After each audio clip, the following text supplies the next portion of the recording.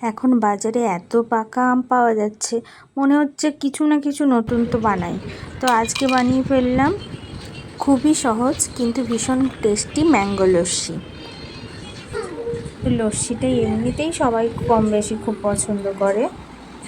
তো আজকে আমি লস্যিটা যেভাবে বানালাম সেটা আগে বলে দিই। আমি আমুলের একটা 250 গ্রাম প্যাকেটের টক দই নিয়েছিলাম, একটা গোটা আমটা খুব মিষ্টি ছিল।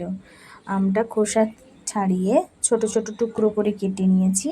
এবার একটা মিক্সার গ্রাইন্ডারে টক দই ও আমটাকে একসঙ্গে গ্রাইন্ড করে নিয়েছিলাম।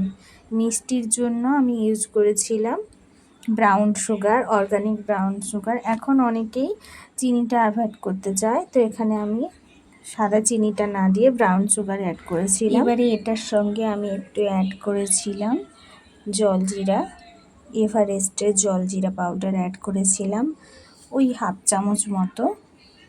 এতে আর আলাদা করে লবণ দিতে হয়নি, এতে ফ্লেভারটাও খুব ভালো লাগছিল খেতে।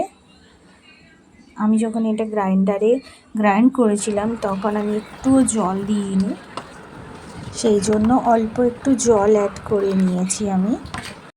যেহেতু জলজিরাটা আমি লাস্টে দিয়েছি তাই ভালো করে গুলে নিচ্ছি। এবার একটা গ্লাসে কয়েকটা আইস কিউব দিয়ে লস্যিটা ঢেলে ঠান্ডা ঠান্ডা সার্ভ করে দাও। সত্যি অসাধারণ হয়েছিল লস্যিটা।